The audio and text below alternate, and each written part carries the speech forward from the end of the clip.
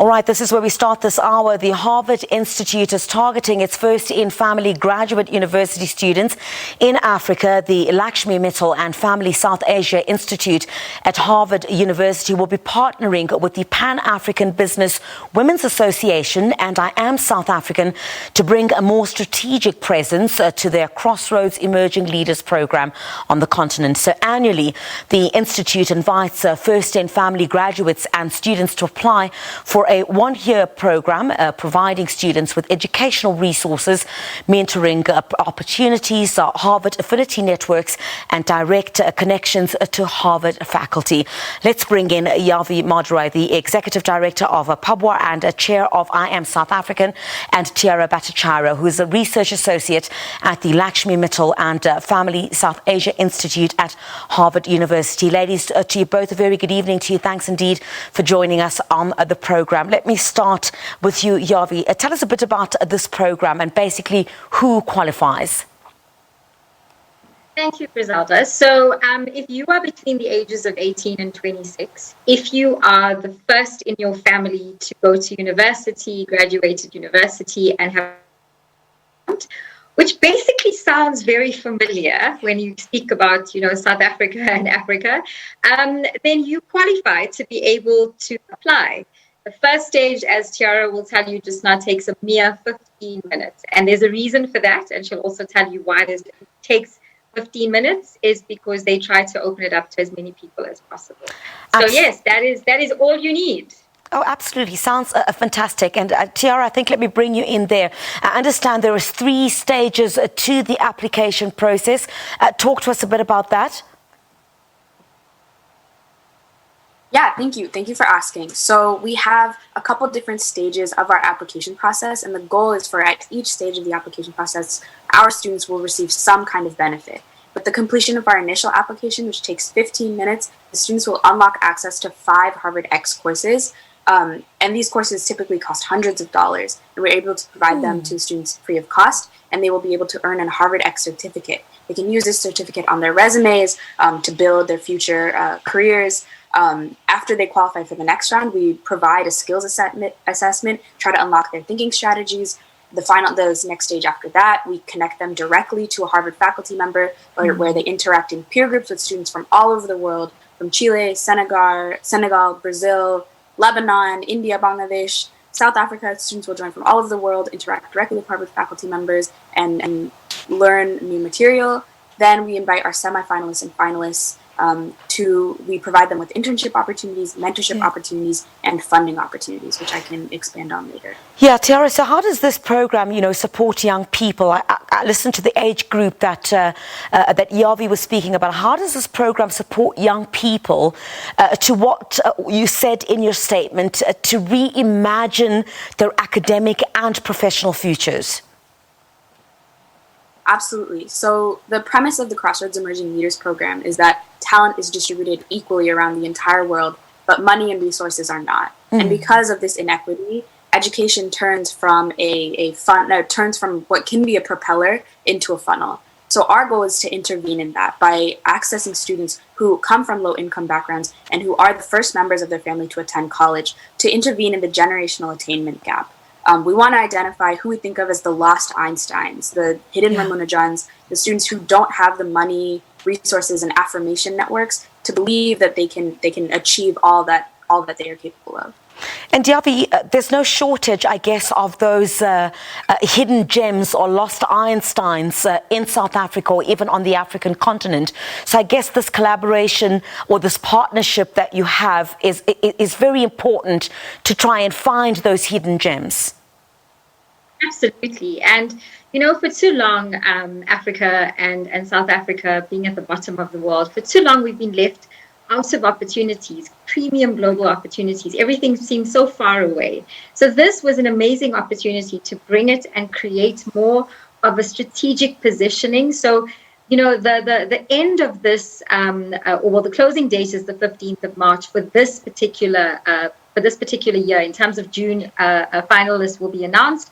But we will continuously give feedback. And so you'll have to watch our social media pages constantly. So from year throughout the year and year on year, we'll be able to give you more details so that people have access to it. It becomes something that is, we all know about, as though we would enter, or apply for university, a normal university application. So in the same way, let's start making it a part of our fabric, a part of our DNA almost when it comes to that extra bit.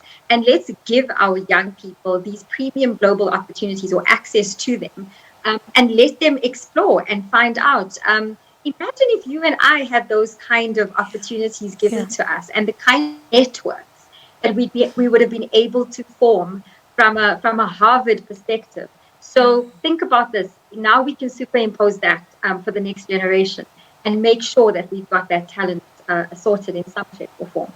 How do you search, Yavi, in those applications for, those who wouldn't otherwise have access to this kind of opportunity in terms of the criteria that should be met? Are you looking for those possibly in a more rural setting, or would not have had access to this opportunity, or how's this going to work?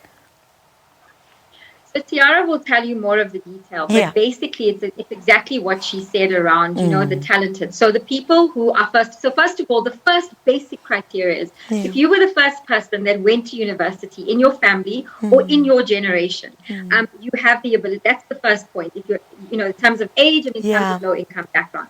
Then from there, there's this first stage that takes 15 minutes.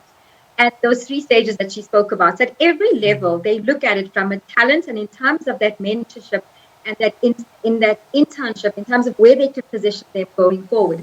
So any other program would look at it in terms of global future. We're looking at it in the same way. All I want, I beg, all I want is for South Africans and for Africans to flood this program with applications so that we can start to understand where and how our young people are positioned from a global perspective. So, that for me is the most important thing. Try. It may not be that, you get to there's only 100 finalists. It will be the cream of the crop in the end. But that first session, you get access to 5 Harvard X courses that would have cost you hundreds of thousands of ZARs. So please, it would have cost you hundreds of thousands of rands. 15 minutes equals access, obviously if you qualify for that first round, equals access to 5 Harvard X courses. You are a Harvard alumni already just by that first stage. So, it's accessible to all. It's inclusive as much as we possibly can make it. And the South Asian Institute has done an amazing job in making sure the 15 minutes is actually because they know that low income background people don't have lots of money for data and don't necessarily have access to Wi-Fi. This is why they made it 15 minutes. So, they've looked at every single angle to try and make it as inclusive and as accessible as possible. Let's start flooding those applications, guys. Don't be lazy. Yeah. For you, for me, for everyone. Absolutely. And I think, Tiara, this program is so important because, as Yavi puts it, in the South African setting, in the African setting, and I guess in other parts of the world as well, that first person to go to university is the one who would possibly be the one to break the cycle of poverty within their household and their extended families. That's how it would work in our context as Africans. How is this fared, through other parts of the world? And, how significant do you think this program will work in particular within the African context? Absolutely, and that's a great question. We actually have a couple of really beautiful models of success in the African content already. We have a large number of students in Kenya who are really excited about the Crossroads Emerging Leaders Program. In Nigeria and Ghana, we have a large cohort of students. And I think what I believe is the most powerful outcome is the community that they share with their peers from all around the globe. And so that community is constantly encouraging them, constantly affirming them. One of our alumni in Ghana was speaking to me before she entered the program. She was trying to run a community initiative in her hometown. And through the program, she learned the skills, received the affirmation from her peers, received affirmation from Harvard faculty, and now is on her path towards nationalizing the community initiative she was running in her hometown. And so those are the outcomes. It's that the students bring their knowledge back, bring their insights back, and share it with their own communities. And I know I mentioned before that education turns from a funnel into from a propeller into a funnel based on inequity. We really want to turn into a propeller. We really want it to be a grassroots movement where students are telling their friends, students are encouraging other members of their community to participate and believe in themselves and access these resources that we want to give to them free of charge, fully funded, and unlock their leadership potential.